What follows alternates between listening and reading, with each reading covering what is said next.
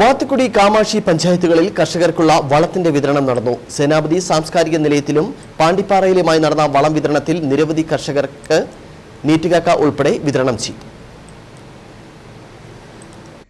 2024-25 വർഷത്തെ കാർഷിക പുനരുദ്ധാരണ പ്രവർത്തനങ്ങളുടെ ഭാഗമായാണ് കർഷകർക്ക് വളത്തിന്റെ വിതരണം നടത്തിയത്.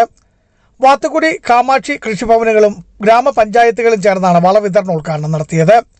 വാത്തുക്കുടിയിൽ ഗ്രാമപഞ്ചായത്ത് പ്രസിഡന്റ് ജോസ്പി ജോർജും കാമാക്ഷിയിൽ സ്റ്റാൻഡിംഗ് കമ്മിറ്റി ചെയർമാൻ സോണി ചൊള്ളാമടവും ഗ്രാമപഞ്ചായത്ത് അംഗം ഷൈനി മാവേലിയുമാണ് ഉദ്ഘാടനം നിർവഹിച്ചത്. വാത്തുക്കുടി സേനാപതി സാംസ്കാരിക നിലയത്തിൽ നടന്ന യോഗത്തിൽ ക്ഷേമകാര്യ standing committee chairperson mini Shaji അധ്യക്ഷത വഹിച്ചു.